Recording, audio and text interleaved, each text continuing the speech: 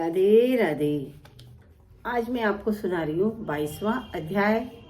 बीच में मैं आपको नहीं डाल सकी, अब मैं आपको लगातार डालूंगी। आपको पता ही है, स्नान तो जो अश्विनी यानी क्वार का महीना होता है, नवरात्रों के बाद जो 11 आती है जब से शुरू हो जाता है। वैसे करने वाले पूर्णमासी से पूर्णमासी तक भी करते हैं, लेकिन 11 से ही इसका स्नान शुरू होता है। ब्रज में तो इसी तरीके से होता है। और आप कैसे करते हो वो आप बताना कमेंट में। अभी देखिए इसकी कथा क्या है। देखिए 22वां अध्याय है। एक समय क्या था, विष्णुदास नित्य कर्म कर रहा था, तब उसका बनाया हुआ भोजन जो रखा था कोई अलसित मनुष्य चुरा ले गया। भोजन ना देखकर दोबारा भोजन बनाने में देरी होने के भय से सायंकाल की पूजा कर दी और भोजन भी नहीं बनाया। दूसरे दिन भी रसोई तैयार करी तो भगवान के भोग के लिए तैयार की, इतने में ही कोई छिपकर फिर खा गया और चुरा के ले गया। इस प्रकार 7 दिन तक बराबर उसका भोजन चुराता रहा।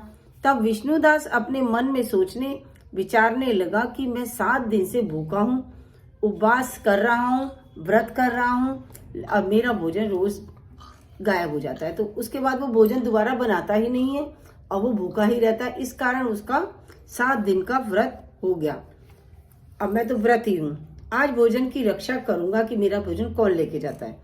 इस प्रकार रसोई बनाकर वह छिप गया। इतने में उसने देखा कि भोजन चुराने एक चांडाल आया है, जो क्या कर रहा है, मुख से थका हुआ, शरीर पर हाड़ और चर्म शेष है, जैसे हड्डी और मांस है, थोड़ा थोड़ा रह गया है, बाकी कुछ नहीं है।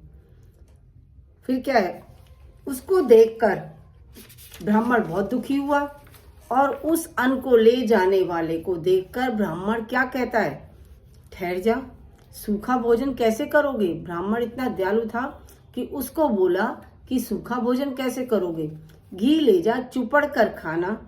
ऐसे कहते हुए उसके पीछे दौड़ा हुआ मूर्छित होकर गिर पड़ा। उसके पीछे पीछे दौड़ा और मूर्छित होकर गिर गया। वह ब्राह्मण चांडाल को मूर्छित देखकर अपने वस्त्र से हवा करने लग गया। चांडाल जो था मूर्छित हो गया था। तब वह भागते दौड़ते तब वह चांडाल उठकर खड़ा हुआ तो विष्णुदास ने उसे शंख, चक्र, गदा और पद्मधारी भगवान के रूप में पाया। ये है इसका, क्यों, वो तो चांडाल के नहीं, सिर्फ सीधे भगवान के पीछे भाग रहा था। उसको देखकर उनकी स्तुति और नमस्कार भी नहीं कर पाया। उन्होंने देखा और उन्होंने अपना रूप दिखाया, लेकिन इतना मन से वो हो गया था कि वो ना तो उनकी स्तुति कर पाया, ना ही उनको नमस्कार।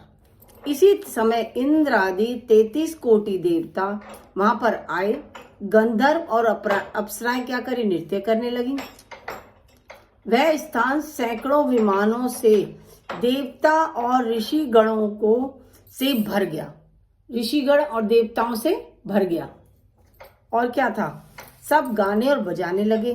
तब विष्णु भगवान ने क्या कहा, स्तोगुणी अपने भक्त को सीने से लगा लिया और अपनी समान रूपता दे उसे अपने जैसा ही रूप देकर उसे वैकुंठ ले गए। उसके बाद क्या हुआ, सुंदर विमान में वे बैठे हुए विष्णु के समीप जाते हुए ब्राह्मण को दीक्षा युक्त बोल चोल राजा ने देख लिया।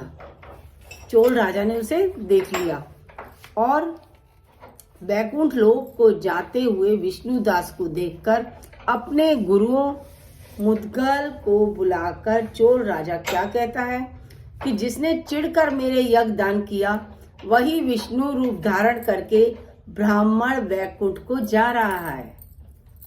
यज्ञ दान को चिढ़ गया था, वही विष्णुदत्त अब वैकुंठ धाम को जा रहा है। दीक्षा लेकर जो मैंने इस वैष्णव क्षेत्र में यज्ञ किया और दान आदि से ब्राह्मणों की कामना पूरी की, परंतु आज तक भी विष्णु मुझसे प्रसन्न क्यों नहीं हुए। ब्राह्मण की भक्ति से ही प्रसन्न होकर भगवान ने उसको साक्षात दर्शन दिया। फिर चोल यक्षशाला में जाकर अग्नि के आगे खड़े होकर विष्णु से प्रार्थना करने लगा, हे विष्णु, मुझे मन, वाणी और शरीर से स्थिर भक्ति करने का वर दो। क्या हुआ? वर दो। और यह कहकर सब केस देखते देखते राजा क्या हुआ? अग्नि में कूद पड़ा।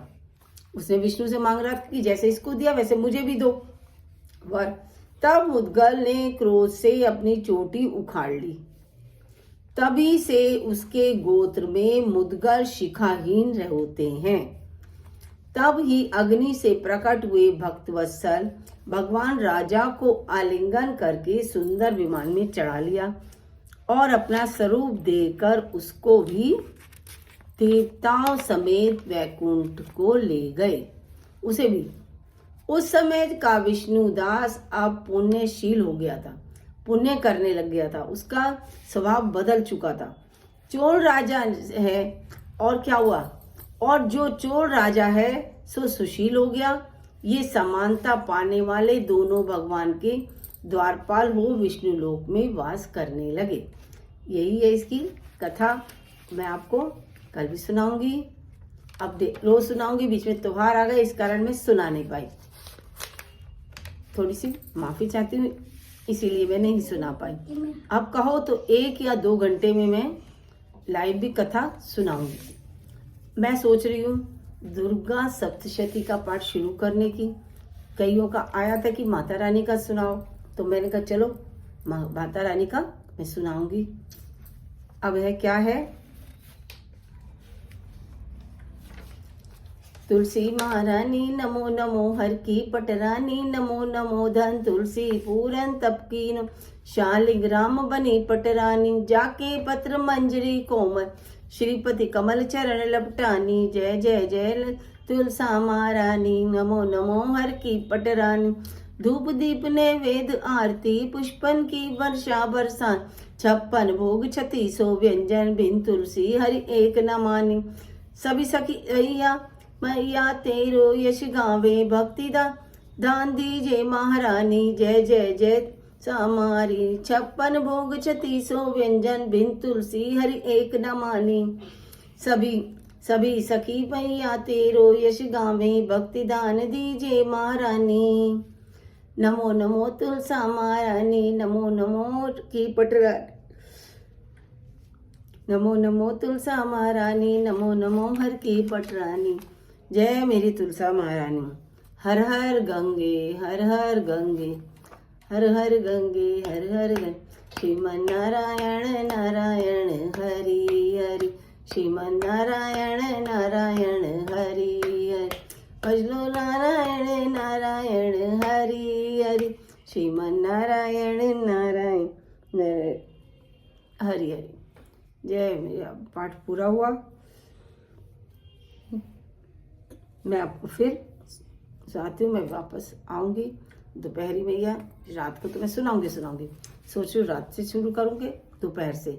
आप कमेंट में मुझे जरूर बताइएगा। राधे राधे।